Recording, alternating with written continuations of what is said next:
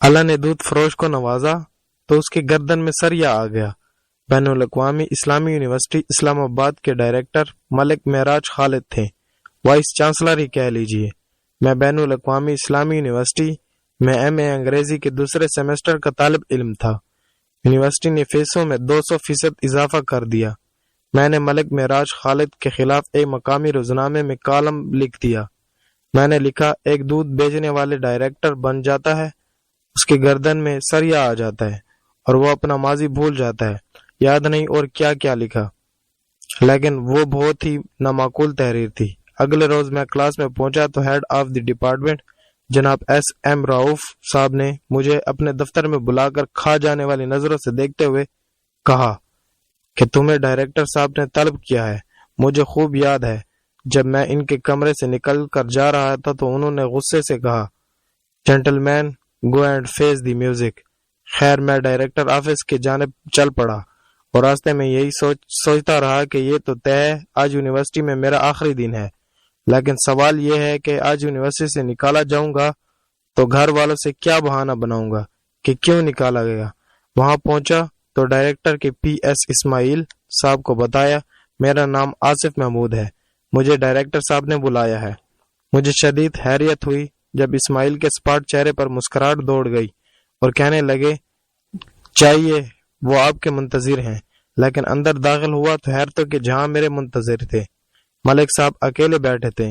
میں نے ڈرتے ڈرتے کہا، سر میں آصف، آپ نے بلایا تھا؟ آپ ہی نے کالم لکھا تھا؟ جی سر، میں نے لکھا تھا۔ تشریف رکھیے، مجھے آپ سے کچھ باتیں کرنا ہے۔ اور میں جلتو جلالتو کا ورد کرتے ہوئے بیٹھ گیا۔ کافی دیر یوں ہی گزر گئی۔ ملک صاحب ویل کی ڈبیا گھماتے رہے۔ ایک لمحہ اصحاب پر بھاری تھا، پھر ملک صاحب نے خاموشی کو توڑا اور کہا، کالم تو آپ نے اچھا لکھا، لیکن آپ کی معلومات ناقص تھی۔ میں صرف دودھ فروش نہیں تھا، میرے ساتھ ایک اور معاملہ بھی تھا۔ میں نے اسی لیے آپ کو بلایا ہے کہ آپ کی معلومات درست کر دوں۔ میں صرف دودھ نہیں بیچتا تھا، میرے ساتھ یہ مسئلہ بھی تھا کہ جوتے نہیں تھے۔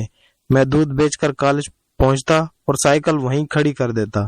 گھر میں جوتوں کا ایک ہی جوڑا تھا جو والد صاحب کے زیر استعمال تھا۔ اس کا حل میں اور میرے ابا جی نے مل کر نکالا۔ ہمارے درمیان یہ طے ہوا کہ صبح میں یہ جوتے پہن کر جایا کروں اور جب میں واپس آ جاؤں تو یہی جوتے پہن کر ابا جی چوپال میں جا کر بیٹھا کریں۔ اب ڈر تھا کہ سائیکل چلانے سے جوتا ٹوٹ نہ جائے، اس لیے میں اسے سائیکل کے ساتھ لٹکا دیتا۔ جب دودھ گھروں میں پہنچا کر کالج کے گیٹ کے پاس پہنچتا تو جوتے پہن لیتا، واپسی پر پھر سائیکل کے ساتھ لٹکا دیتا اور ننگے پاؤں سائیکل چلا کر گھر پہنچتا۔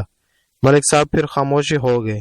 یہ دورانیہ خاصا طویل رہا، پھر مسکرائے اور کہنے لگے، سر یہ والی بات تم نے ٹھیک کہی، واقعی اللہ نے دودھ فروش کو نوازا تو اس کی گردن میں سریا آ گیا۔ بار بار دہراتے رہے، اللہ نے دودھ فروش کو نوازا لیکن اس کی گردن میں سریا آ گیا۔ پھر اسماعیل کو بلایا اور پوچھا کہ کیا قواعد و ضوابط کے مطابق میں فیس میں کیا گیا اضافہ واپس لے سکتا ہوں؟ اسماعیل نے کہا، سر ڈائریکٹر کے اختیار میں نہیں ہے۔ کہنے لگے، اختیار میں تو نہیں ہے، لیکن اگر میں نوٹیفیکیشن جاری کر دوں تو پھر؟ اسماعیل کہنے لگا، سر آپ نوٹیفیکیشن جاری کر دیں تو ظاہر ہے اس پر عمل ہوگا۔ ملک صاحب نے کہا، جلدی سے نوٹیفیکیشن بنا لاؤ، فیسوں میں اضافہ نہیں ہوگا۔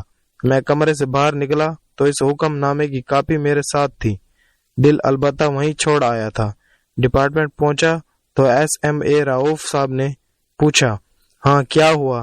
میں نے نوٹیفیکیشن آگے رکھ دیا۔ سر یہ ہوا۔ راؤف صاحب کی آنکھوں میں جو حیرت تھی مجھے آج بھی یاد ہے۔ آج اگر کوئی مجھ سے پوچھے وائس چانسلر کیسا ہونا چاہیے تو میں کہوں گا اسے ملک معراج خالد مرحوم جیسا ہونا چاہیے۔ آپ ملک کے اعلیٰ ترین عہدے پر فائز رہے۔ جب انتقال ہوا ایک کرائے کے مکان میں رہتے تھے۔ اللہ تعالیٰ ان کو جنت الفردوس میں اعلیٰ مقام عطا فرمائے، آمین۔